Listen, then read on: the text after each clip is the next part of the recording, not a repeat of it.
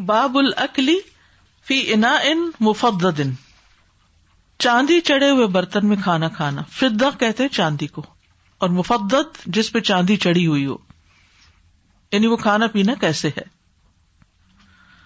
حدثنا ابو نعیم حدثنا سیف بن ابی سلیمان قال سمعت مجاہدا یقول حدثني عبد الرحمن بن ابی لیلى انہم كانوا عند حذیفہ فاستسقى فسقاه مجوسی.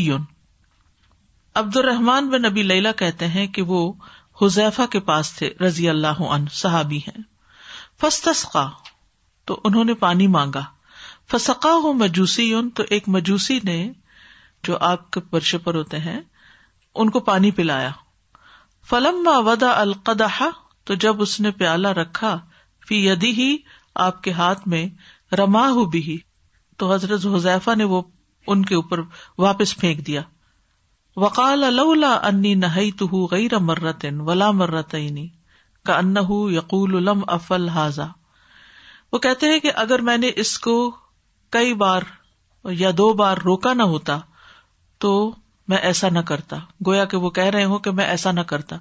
یعنی میں نے پانی کا گلاس اس لیے نہیں پھینکا کہ کسی تکبر یا غرور کی وجہ سے یا کسی اور ناراضگی کی وجہ سے، میں نے اس کو کئی بار منع کیا ہے کہ اس برتن میں پانی نہ دو. لیکن میں نے کیوں پھینکا برتن؟ وَلَكِنِّي سَمِعْتُ النَّبِيَّ صلی اللہ علیہ وسلم يقول لا تلبسوا الحریر ولا الدیباج. میں نے نبی صلی اللہ علیہ وسلم کو یہ فرماتے ہوئے سنا کہ ریشم یعنی دیبا اور اطلس جس کو کہتے ہیں نا حریر و دیباج، دیبا اور اطلس مت پہنو، یعنی ریشم نہ پہنو. ولا تشربوا فی آنیۃ الذھب والفضۃ اور سونے اور چاندی کے برتن میں پانی مت پیو. ولا تأکلوا فی صحافها اور نہ اس کی پلیٹوں میں کھاؤ، یعنی سونے چاندی کی پلیٹوں میں رکابیوں میں کھانا نہ کھاؤ. فإنها لهم فی الدنیا ولنا فی الآخرہ، یہ ان کے لیے یعنی کفار کے لیے دنیا میں ہے اور ہمارے لیے یہ سب کچھ آخرت میں ہے. یہاں پر ہم دیکھتے ہیں کہ پھر خدمت کی بات ہے کہ حضرت حذیفہ جو ہیں وہ ایک مجوسی سے جو ان کا غلام ہے اس سے خدمت لے رہے ہیں. پانی مانگا انہوں نے اور وہ پانی پلا رہے ہیں. لیکن آپ پانی کا پیالہ پھینک دیتے ہیں، برتن پھینک دیتے ہیں. کیوں پھینک دیتے ہیں؟ کیونکہ نبی صلی اللہ علیہ وسلم نے چاندی کے برتن کے استعمال سے منع کیا تھا. وہ برتن یا تو چاندی کا تھا یا چاندی چڑھا ہوا تھا، چاندی سے ملمع کیا ہوا تھا.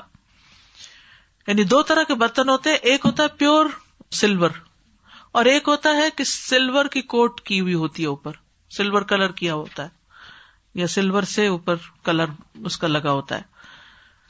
اب انہوں نے پھینکا کیوں؟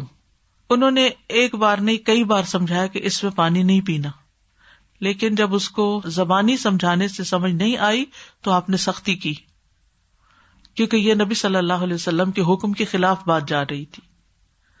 تو اس سے یہ پتہ چلتا ہے کہ جب ایک ہی بات آپ کسی کو کئی بار سمجھا چکتے ہیں اور وہ نہیں سمجھتا تو آپ سختی بھی کر سکتے ہیں، لیکن وہ حدود کے اندر ہی ہونی چاہیے، کیونکہ حد سے زیادہ کوئی بھی چیز بڑھے تو ظلم میں شمار ہو جاتی ہے. اور یہ یاد رکھیے کہ سونے چاندی کے برتنوں میں کھانا مردوں اور عورتوں دونوں کے لیے منع ہے، یہ نہیں کہ عورتوں کے لیے جائز ہے. ٹھیک ہے. اسی طرح وجہ کیا ہے؟ وجہ یہ نہیں کہ کوئی میڈیکل ریزن ہے کہ آپ ان برتنوں میں نہ کھائیں. وجہ یہ ہے کہ جو آپ صلی اللہ علیہ وسلم نے خود بیان کر دی کہ یہ ان کے لیے دنیا میں ہے اور ہمارے لیے آخرت میں ہے. ہمارے لیے دنیا میں نہیں ہے کیونکہ ایسے برتنوں کے استعمال سے بعض اوقات انسان اپنے ریسورسز کو ضرورت مندوں تک لے جانے کی بجائے پلٹ کے اپنے اوپر ہی خرچ کر لیتا ہے.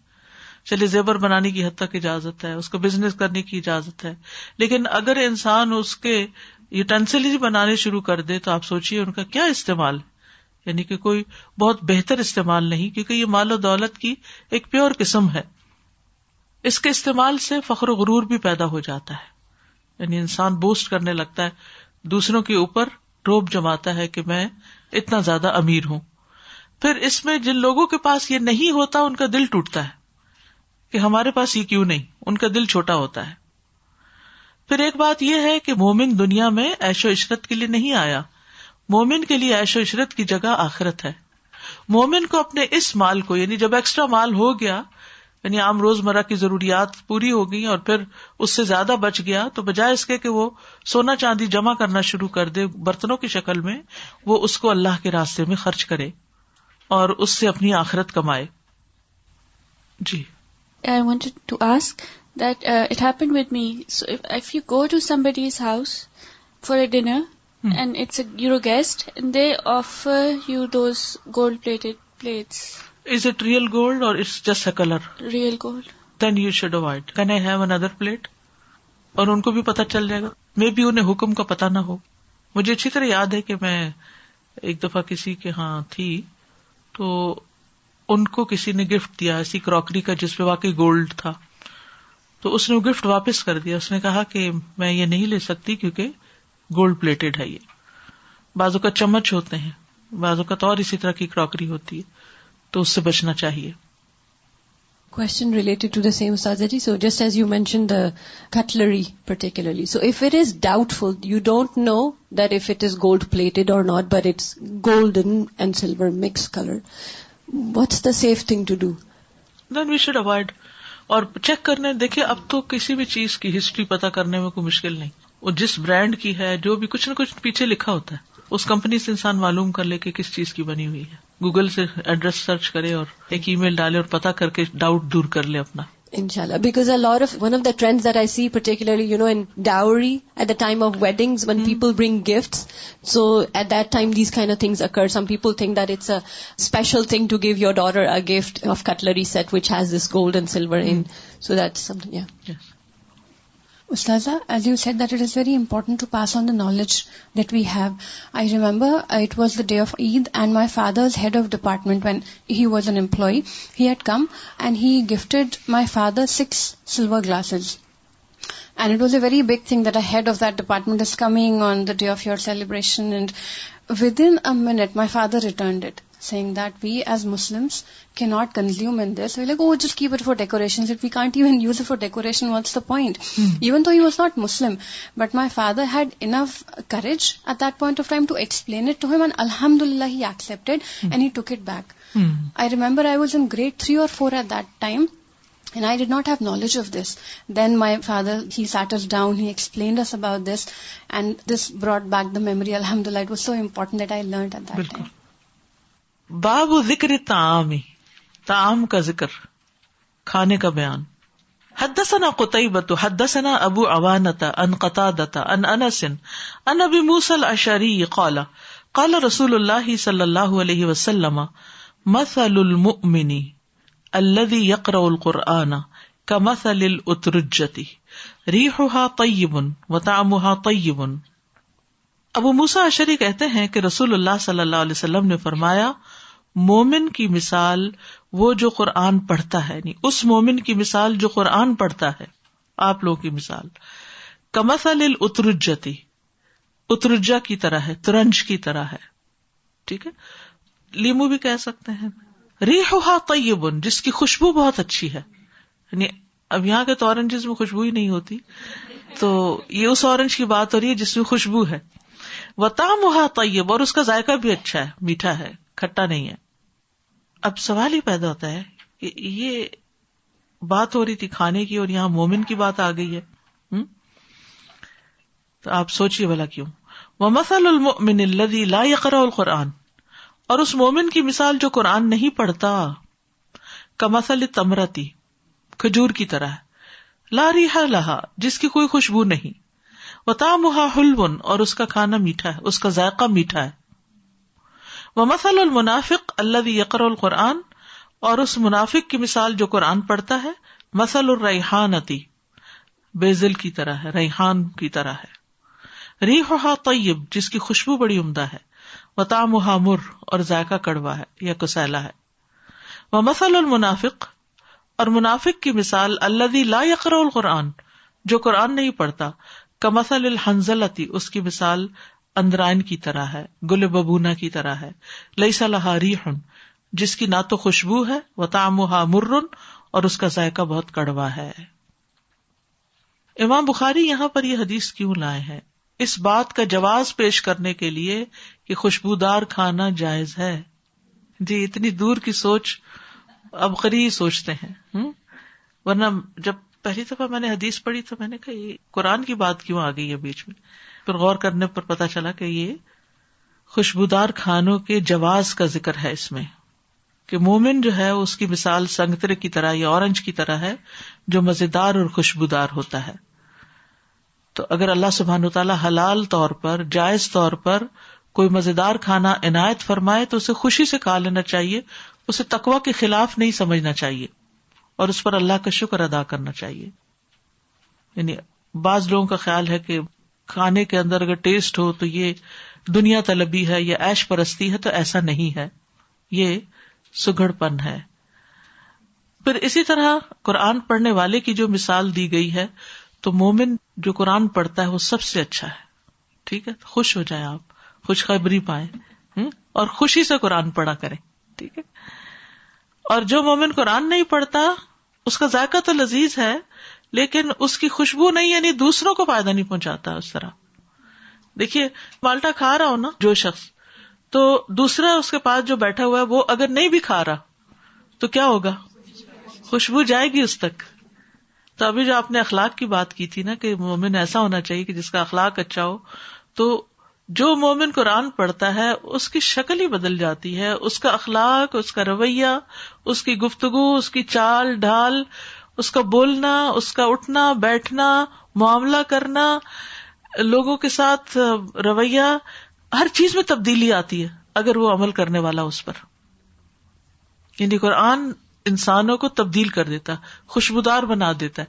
یعنی جس کی کمپنی دوسرے لوگ انجوائے کرتے ہیں اس میں وہ پیسفل ہوتے ہیں، اس میں وہ انرجیٹک ہوتے ہیں، کیونکہ خوشبو کا انسانی زندگی میں بہت اثر ہوتا ہے. اچھی خوشبو آئے اس سے انسان اور طرح فیل کرتا ہے، بری طرح کی کوئی بو آ رہی ہو تو اس سے طبیعت گھبراتی ہے.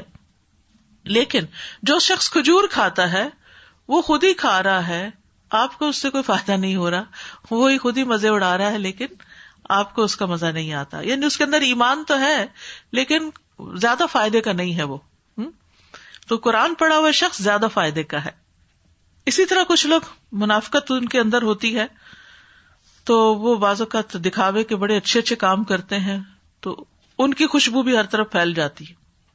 اب یہاں ایک ڈرنے کی بات بھی ہے کہ بعض اوقات انسان ایک اچھا کام کر رہا ہوتا ہے مگر نیت اس کی اچھی نہیں ہوتی، تو اس اچھے کام کو دوسرے لوگ دیکھ کے بڑے خوش ہو رہے ہوتے ہیں، کتنا اچھا ہے، اس نے یہ کام کتنا اچھا کیا، وہ بھاگ بھاگ کے کام کر رہا ہے، ادھر جا رہا ہے ادھر آ رہا ہے، دیکھ کے لوگ بہت امپریس ہو رہے ہیں، ان کو تو فائدہ پہنچ رہا ہے، وہ تو انسپائر ہو رہے ہیں، لیکن کرنے والا صرف تھک رہا ہے، اس کو کچھ ملنے والا نہیں، وہ کڑوے کا کڑوا ہی ہے اندر سے، اس کا ایمان کوئی نہیں. تو اس سے یہ پتہ چلتا ہے کہ قرآن اگر منافق بھی پڑھے تو اس سے خیر حاصل ہوتی ہے، دوسرے لوگ اس سے فائدہ اٹھاتے ہیں، اور خصوصاً اگر وہ پڑھ کے پڑھا بھی رہا ہو اور دوسروں کو سکھا رہا ہو، اور اگر خود نہ سیکھ رہا ہو تو پھر وہ ایسا ہی ہے کہ خود تو وہ کڑوا ہے لیکن دوسروں کو خوشبو دے رہا ہے. اس میں کتنی زیادہ ڈرنے والی بات ہے کہ انسان قرآن بھی پڑھ لے اور اس کا اخلاق نہ سنورے. اخلاق اس معنی میں کہ وہ زبان کا بھی کڑوا ہو، وہ بدتمیزی سے بھی پیش آئے اور روڈ بھی ہو اور کسی سے سیدھے منہ بات نہ کرے. تو پھر یہاں ڈرنے کی بات ہے کہ کہیں ہم ایسے لوگوں میں تو نہیں شامل ہو گئے کہ جن کی یہ مثال ہے کہ دوسروں کو تو ہم بہت فائدہ پہنچا رہے ہیں لیکن اپنی ذات میں بھی جل کوڑ رہے ہیں اور دوسروں کو بھی یعنی ایک طرح سے تکلیف دے رہے ہیں. اور جو قرآن نہیں پڑھتا منافق، اس میں تو کوئی خیر ہی نہیں ہے، نہ وہ دوسروں کے بھلے کا نہ اپنے آپ کے بھلے کا. تو اگر میرا نہیں بنتا نہ بن، اپنا تو بن، لیکن وہ اپنا بھی نہیں ہے، وہ کسی کا بھی نہیں ہے. So that whenever this happens, and it happens often, whenever we're learning from something from the Quran, what we're learning in hadith is just complementing in such an amazing way. It just proves that the source is the same. Bilkul. The source is the same, for the knowledge of the hadith as well as the knowledge of the Quran, of course. We learned, مَا أَنزَلْنَا عَلَيْكَ الْقُرْآنَ لِتَشْقَى إِلَّا تَذْكِرَةً لِمَنْ يَخْشَى. So the one who fears Allah and then reads the Quran, recites the Quran, that recitation benefits not only that person but so many others that are connected. So may Allah make us of those. Ameen. Ameen. حدثنا مسدد حدثنا خالد حدثنا عبد الله بن عبد الرحمن عن انس عن النبی صلی اللہ علیہ وسلم قال فضل عائشۃ علی النساء کفضل الثرید علی سائر الطعام. پیچھے بھی حدیث گزر چکی ہے. نبی صلی اللہ علیہ وسلم نے فرمایا کہ عائشہ رضی اللہ عنہا کی فضیلت تمام عورتوں پر ایسے ہے جیسے سرید کھانے کی فضیلت تمام کھانوں پر ہے. اس میں سرید کی فضیلت بیان ہوئی ہے بیسیکلی, اور حضرت عائشہ کی تو ہے ہی. رسول اللہ صلی اللہ علیہ وسلم اس کھانے کو بہت پسند کرتے تھے, اور یہ کھانا کیا ہوتا تھا, گوشت کے شوربے میں روٹی کے ٹکڑے بھگو دیے جاتے, اور جب وہ نرم ہو جاتا تو انہیں کھایا جاتا. یہ کھانا انتہائی مزے کا بھی ہوتا ہے اور پھر ہضم بھی جلدی ہوتا ہے. تو اس سے بھی پتہ چلتا ہے کہ مزیدار کھانا کھانے میں حرج نہیں, یا یہ کہ گوشت پکانے کے کئی طریقے ہو سکتے ہیں, لیکن جب اس طریقے سے پکایا جاتا ہے تو وہ زیادہ اچھا بنتا ہے, یا زیادہ فائدے کا ہو جاتا ہے. تو اس طریقے کو اختیار کرنے میں کوئی ممانعت نہیں, کیونکہ آپ صلی اللہ علیہ وسلم نے اس کو پسند کرتے ہوئے اس سے تشبیہ دی ہے. ٹھیک ہے. حدثنا ابو نعیم حدثنا مالک عن سمی عن ابی صالح عن ابی ہریرہ عن النبی صلی اللہ علیہ وسلم قال السفر قطعة من العذاب يمنع احدكم نومه وطعامه فاذا قضى نهمته من وجهه فليعجل الى اهله. ابو ہریرہ رضی اللہ عنہ سے روایت ہے کہ رسول اللہ صلی اللہ علیہ وسلم نے فرمایا السفر سفر قطعۃ ٹکڑا ہے من العذاب عذاب کا, یمنع احدکم تم میں سے ایک کو منع کرتا ہے, روک دیتا ہے, نومہ اس کی نیند سے, وطعامہ اور اس کے کھانے سے. یعنی نہ گھر کا بستر ہوتا ہے اور نہ ہی اپنی مرضی کا کھانا, جو ملے وہی کھانا پڑتا ہے. فاذا قضى نهمته پھر اگر وہ اپنا مقصد پورا کر لے, مطلب پورا کر لے, یعنی جس مقصد کے لیے سفر پہ گیا ہے وہ مقصد پورا ہو جائے, من وجہ ہی اس طریقے سے, فلیعجل الی اہلہ تو اسے چاہیے کہ وہ اپنے گھر واپس آ جائے. یعنی جس ڈائریکشن پہ وہ نکلا ہے, جس مقصد کے لیے وہ نکلا ہے وہ پورا ہو گیا تو واپس گھر لوٹ آئے. اب یہاں پر آپ دیکھیے کہ یہ حدیث تو سفر سے متعلق ہے, تو کھانے کے باب میں کیوں آئی ہے؟ سفر کے دوران بھی کھانا کھا سکتے ہیں, اور سفر کے دوران اپنی پسند کا کھانا نہیں ملتا, کیونکہ اس زمانے میں سفر کے دوران کہیں راستے میں ریسٹورینٹس وغیرہ نہیں ہوتے تھے, یا اپنی چوائس کے برانڈز کے کھانے نہیں ملتے تھے لوگوں کو, تو زیادہ مشکل تھی. آج بھی آپ دیکھیں, اس زمانے میں اگر جسمانی تکلیف زیادہ تھی تو آج ذہنی تکلیف بہت ہوتی. سفر کے دوران انسان طرح طرح کی ٹینشن سے گزرتا ہے اور مشکلات سے, تو سہولت کے باوجود سفر سفر ہی ہے اور مشکل ہوتی ہے, اور اس میں انسان بہت سے کاموں سے رہ جاتا ہے. نماز با جماعت سے رہ جاتا ہے, جمعہ آیا تو جمعہ پڑھنے سے رہ گیا, پھر اسی طرح اپنے اہل و عیال کے جو فرائض ہیں, حقوق ہیں, ان سے رہ گیا. اگر آپ کہیں پڑھا رہے ہیں تو وہ سلسلہ رک گیا. یعنی کتنے ہی کام ہیں آپ کے جو سفر کی وجہ سے اپ سائڈ ڈاؤن ہو جاتے ہیں, یعنی پراپر نہیں ہوتے. تو کام پورا ہوتے ہی سفر سے واپس لوٹ جانا چاہیے, کیونکہ گھر سے غیر حاضر ہونے سے انسان کے بہت سے کاموں میں خلل آ جاتا ہے, روٹین انسان کی خراب ہو جاتی ہے, اور وقت کی حفاظت بھی بڑی ضروری ہے. بلا وجہ بلا ضرورت ادھر ادھر گھومنے سے بھی پرہیز کرنا چاہیے, کیونکہ ایسا نہ ہو کہ انسان کی عبادت جو ہے اس میں خلل آ جائے. اور اس میں سفر لمبا ہو یا چھوٹا ہو, بعض اوقات آپ مثلا پڑھنے پڑھانے کے سلسلے میں کہیں جاتے ہیں, کوئی لیکچر دینے کے لیے جاتے ہیں, آپ لیکچر دیتے ہیں, آپ کا کام پورا ہو جاتا ہے تو واپس آنے کی کریں, یعنی گھر جلدی پہنچے, وقت پر گھر پہنچے. خواتین کو اجازت نہیں ملتی گھر سے کہیں جا کے کچھ کرنے کی, وجہ معلوم ہے کیوں؟ They are not careful about their timings. گئے تو واپسی کا نام نہیں لیا. اب وہ گھر والے جو ہیں وہ پریشان ہیں, ان کا کام نہیں ہوا. تو اگر آپ کو دین کا کام کرنا ہی ہے تو پہلے گھر والوں کی جو بنیادی ضرورت کی چیزیں ان کو پورا کر لیں, یا ان کی طرف سے آپ کے ساتھ کوآپریشن ہو, آپ کے حصے کا کام وہ کر لیں. تو اگر آپ کا گھر سیٹ نہیں ہے, یعنی گھر والوں کی ضرورت پوری نہیں ہو رہی, تو پھر باہر کے کام جو ہیں وہ زیادہ فائدہ نہیں دیں گے. جو بنیادی ذمہ داریاں ہیں وہ پوری کرنی چاہیے. It's very interesting, Ustaz Ari. It says, فَلْيُعَجِّلْ إِلَىٰ أَهْلِهِ, not إِلَىٰ بَيْتِهِ. صحیح, یعنی گھر who والے is important. ہیں. Exactly. جزاک اللہ خیر. بالکل گھر والے امپورٹنٹ ہیں, کیونکہ عموماً پتہ کیا ہوتا ہے, ہم جب گھر سے نکلتے ہیں نا تھوڑا ریلیکس ہو جاتے ہیں, پھر دوستوں میں بیٹھتے ہیں, پھر گپ شپ ہوتی ہے, پھر وہ لمبی ہوتی چلی جاتی ہے, پھر اس میں نخوض مع الخائضین شروع ہو جاتا ہے, اور آ کے پھر تھکے ہوئے, نماز بھی ڈھنگ سے نہ پڑھی, کام بھی رہ گئے اس دن کے, کوئی آپ عبادت کا کوئی خاص کام کرتے ہیں, قرآن پڑھتے ہیں یا ذکر اذکار کرتے ہیں, وہ بھی متاثر ہو گئے, کتنا کچھ چھوٹ جاتا ہے ایک دفعہ گھر سے نکلنے سے. I was reflecting at the beauty of Islam and how Allah Ta'ala has put a balance in everything, that we, with the sleep, food and sleeping is also important. Yes. And comfort, we need it. So we should, being students and sometimes very busy in our life and children and house and everything, we tend to sometimes neglect sleep and eating too much.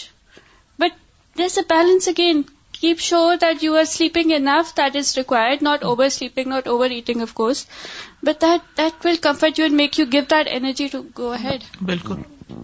اب مائیں جیسے بچوں کی تربیت پالنے, ان کے کام کرنے میں اتنی تھکا دیتی اپنے آپ کو کہ اپنا کھانا بھول جاتی, پھر وہ جب چڑچڑا پن آتا ہے تو سارا غصہ بچوں پہ نکلتا ہے.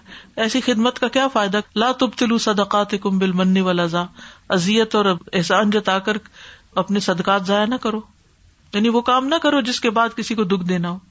You know, seeing this hadith makes a lot of sense because in college, a lot of college kids are into this new thing, like traveling the world and being like backpackers. And there's this phrase that people say, not all who wander are lost. So it's like this very hippie kind of like go do and aimlessly kind of just travel.